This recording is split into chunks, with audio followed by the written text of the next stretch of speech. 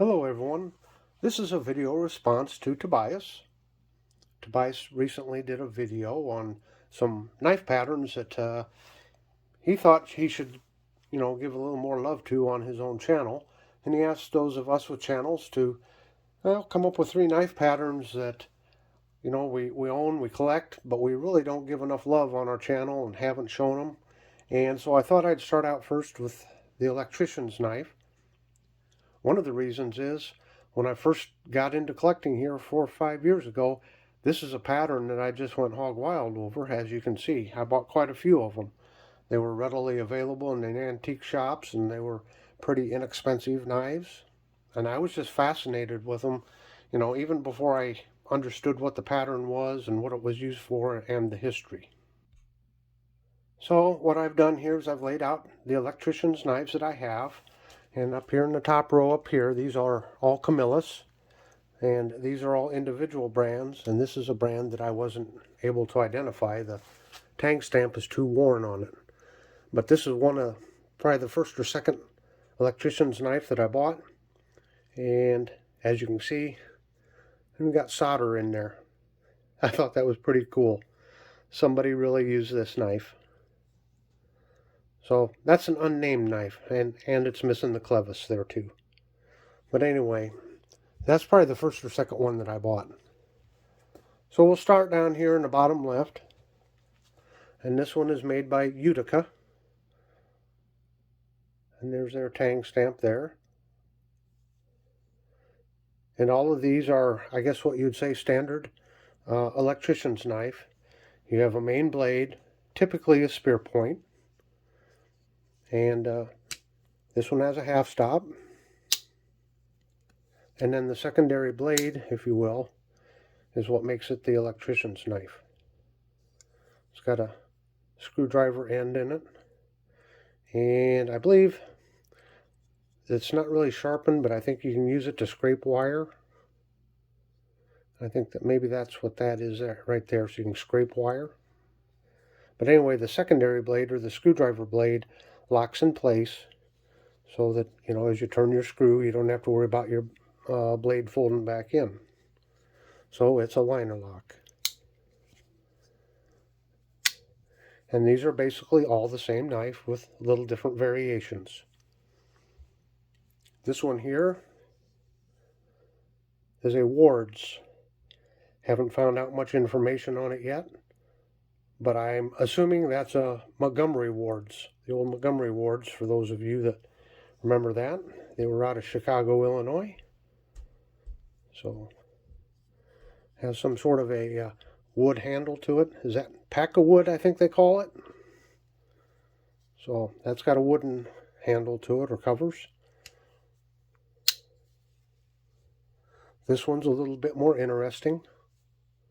This one was made by Holub. Holub. Sycamore, Illinois. So they were an electrical supply company. So I'm sure they had these contracted out. Who knows, maybe the same with the Wards. And, well, all of these. They may have been contracted out through Camillus. But this one has the hawkbill blade to it. So, yeah. This one's pretty much brand new. When I got it, it had some rust on it. I had to clean it up some, but it's been unused. And one of the ways you can tell that they're new or not haven't been used much is they all had this printed on it: to release push center lock to left, catalog number 248. So this is Holub's catalog number 248. But they had to explain to people how to use the liner lock. And next we have something of a little bit of a modern variation. This is made by Rick Knorr, the Electric Mate. And upside down there, backwards. The Electric Mate, it's a little smaller. So Rick Knorr. Yeah. Pretty cute little knife. but it functions the same. It's just a little smaller, as you can see. Kind of has like a Barlow frame to it. So that's the Rick Knorr. And my most modern one is this one here, and this is an Imperial Ireland. And it's brand new. I do have the box for this, but yeah, this is brand new old stock, as it were. So it's got a plastic type handle material there. So a modern take on it.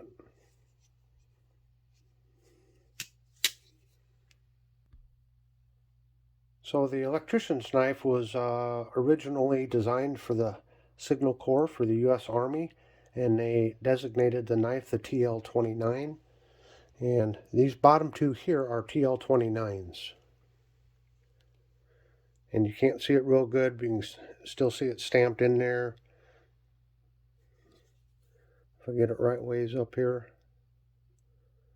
I don't know if that's going to show up or not. TL-29 on there.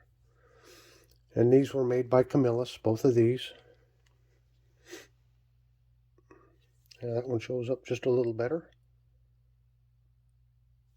So, and then these top three here were also Camillus, but they don't have the TL-29 designation on them. And I didn't notice that the clevis is different on the TL-29. It was made under military contract. Other than that, the knives are pretty much identical.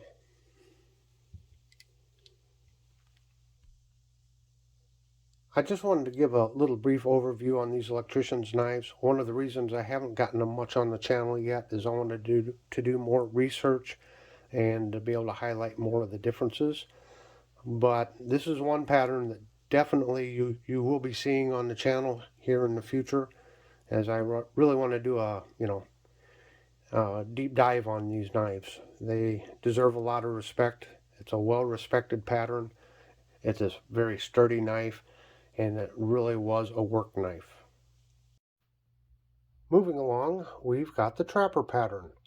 It's not a pattern that I collect a lot of. I've got 5 trappers, and the top ones here, this top 2, I got these because it's part of the Ictus Shield series that Case Knives has.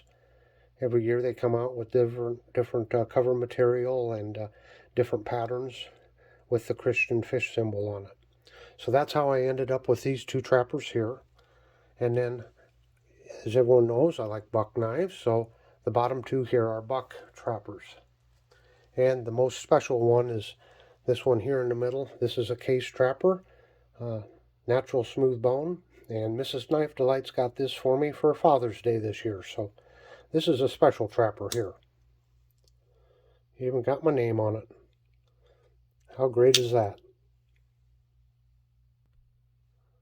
So as the trappers you see displayed here, the 2 Case ones here are I guess the regular or large size trappers, and then this is their medium trapper. And I'll just kind of show you a size comparison here. That's what they look like. And this cover material, they call it smooth ice, smooth blue ice, and it's a synthetic material.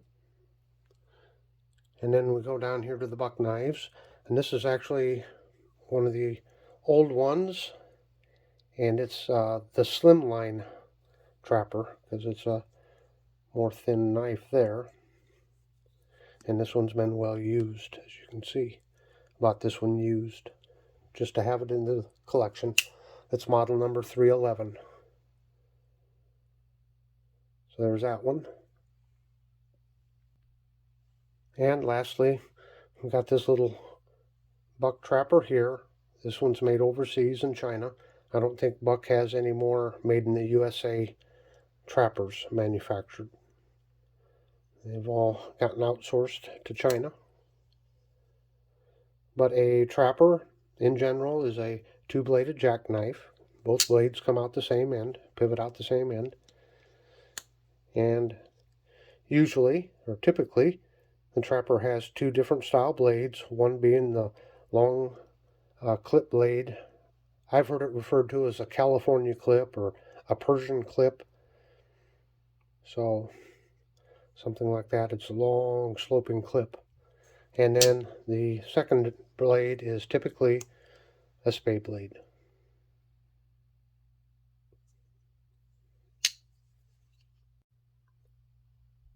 Well, I thought we'd finish up with not so much a third pattern, but perhaps a third category of knives.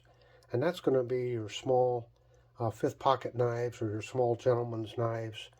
Typically they're a jackknife, a small two-bladed jackknife, or a penknife. And some of these have made some, again, cameo appearances on the channel here and there. And I've featured them in other open tag videos. But I need to get back to featuring more of these. I know I always got a lot of great comments when I showed some of these old classics. One of the ones, my most recent one, purchase here, about a month or so ago, was this Camillus out of an antique store. And this is probably circa 1960s. I don't think the knife was ever used. It looks near mint to me. But it's got these brilliant yellow synthetic covers. And boy, it just still got a good shine to it. And like I said, it doesn't look like those blades have cut anything. I wish I had the box for it, but I don't. But there's an example, and this is my most recent. This is an Imperial jackknife, and it's a little different because there's some little details. I don't know if it'll show up in there or not, around the crown. So it's a little different. I mean, the crown is the Imperial shield. There, now you can kind of see it. But it's kind of a fancier shield. But again, another beautiful knife, near mint condition. I don't think these blades have cut anything either. But this is a category of knives that, well, I guess I just kind of overlook it at times. They're not big, they're not flashy. You can't go out and demonstrate cutting down a redwood tree with them. But there are so many neat little patterns. Something like this. I don't know how old this is. There's no maker's tang stamp on it. This is my attempt to replace the covers. Took an old ribbon, like a Christmas ribbon, cut it up and glued it in there and pasted over it. But it's probably a watch fob knife. Little loop here. My understanding is they'd attach this to their watch chain and then thread it through their hole so that it's at crossways across the buttonhole and less chance of a man losing his watch or somebody stealing his watch. So there's not a whole lot to talk about on these little knives, but they deserve their due also. A lot of neat history here. And I just love all the little different patterns. So there you have it. Those are my two patterns in one category of knives that I hope to be showing more of. I hope you've enjoyed this video, and Tobias, thank you for the chance for this open tag. And everyone, have a very delightful day.